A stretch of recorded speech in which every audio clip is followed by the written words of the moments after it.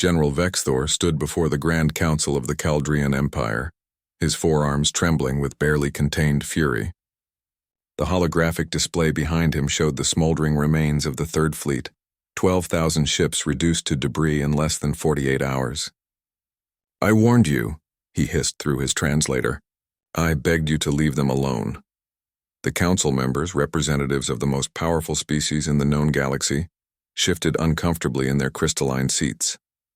High Chancellor Mordak leaned forward, her scales rippling with dismissive amusement. "General, you speak of a species that has barely achieved faster than light travel. They possess no quantum shields, no antimatter torpedoes, no psychic amplifiers. They are children playing with firecrackers while we command nuclear arsenals." "That's what Admiral Zelnoth thought too," Vexthor replied coldly. "His flagship is now a cloud of ionized particles orbiting their moon." 3 months earlier, the Empire had made its demand simple. Humanity would provide 30% of its population as labor conscripts or face annihilation. It was the same offer extended to hundreds of species across the galaxy. Most submitted. The foolish ones resisted and were eliminated within days. Humanity had done something unprecedented. They had asked for neutrality. Ambassador Desiree Chen had stood in this very chamber, her dark eyes meeting the gaze of creatures that had conquered worlds before her ancestors had discovered fire. She wore a simple gray suit, no weapons, no armor, no enhancements, just a human woman with a tablet computer and an absurd request. "We seek no conflict with the Chaldean Empire," she had said, her voice steady. "We ask only to be left alone.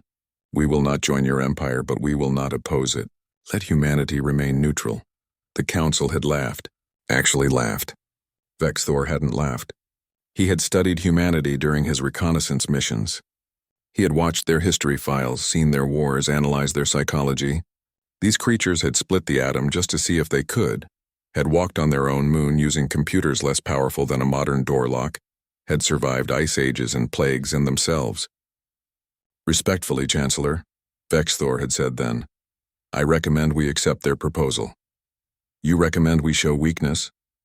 Mordak had snapped. "If we allow one species to refuse, others will follow." "Then let them refuse," Vexthor had pleaded. But not humanity. Not them, but the council had voted. The Third Fleet was dispatched. Admiral Zelnoth, who had conquered 47 worlds without losing a single vessel, led the armada to Earth's solar system. Desiree had been waiting for them on the Mars orbital platform, now serving as humanity's military coordinator. Beside her stood Commander James Rodriguez, a human military officer with graying hair and the coldest eyes Vexthor had ever seen through a viewscreen. "This is your final warning," Zelnoth had broadcast to the entire human system. "Submit or be destroyed. You have 6 hours," James had smiled, a predator's smile. You should have listened to Vexthor. What happened next would be studied in military academies for centuries. Humanity didn't have quantum shields, but they had invented something the Empire had never conceived of. They called it kinetic warfare taken to its logical extreme. Thousands of tungsten rods, each weighing several tons, accelerated to near light speed using electromagnetic rails powered by their sun's energy. The projectiles were invisible to sensors designed to detect energy weapons and antimatter signatures.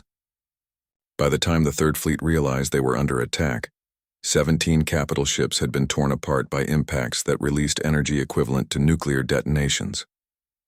But that was just the opening move. Humanity had spent 60 years imagining how to fight enemies with superior technology. Every science fiction writer, every military strategist, every paranoid engineer had contributed to a collective doctrine of asymmetric warfare that would have impressed even the most cunning species in the galaxy. They weaponized their own satellites, turning communications networks into swarms of kinetic missiles.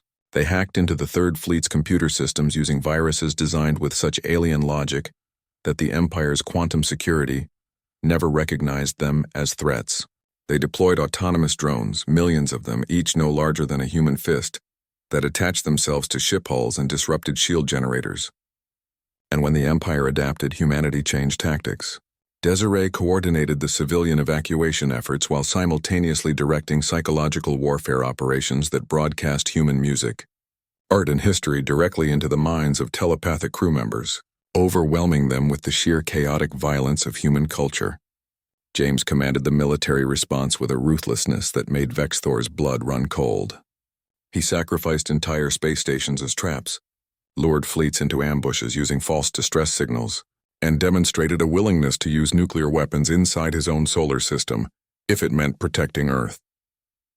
They fight like they have nothing to lose, Vexthor had reported to the Council after the first week. Because to them, surrender is the same as extinction. They will take every single one of us with them before they submit. The war lasted 48 days. The Third Fleet was destroyed. The Second Fleet was recalled after losing 30% of its vessels to a minefield that humanity had somehow deployed across an entire asteroid belt. The First Fleet never left Caldrian space after intelligence suggested humans had infiltrated deep space reconnaissance teams with sleeper agents, a feat supposedly impossible without telepathic abilities. Now Vexthor stood before the Council with casualty reports that made even the most warlike species demand peace. They didn't just beat us, he said quietly. They terrified us. Every species in the Empire is now asking, if humans can do this with primitive technology, what happens when they have quantum shields? When they reverse engineer our weapons? When they turn that creativity and violence toward conquest instead of survival? High Chancellor Mordak's scales had lost their luster. What do you recommend, General? I recommend we grant them neutrality. Immediately. We establish a treaty recognizing human space as sovereign territory, and we never, ever provoke them again. And if they want revenge, if they come for us? Vexthor pulled up a final transmission, Desiree and James standing together on the rebuilt Mars platform. Behind them, human ships patrolled the outer system, bearing scars from battle but still operational. Humanity doesn't want revenge, Vexthor said. They never did. They just want to be left alone. But if we force them to choose between isolation and domination, he let the implication hang in the air. The Council voted unanimously. The treaty was drafted within hours. Humanity remained neutral, as they had requested from the beginning.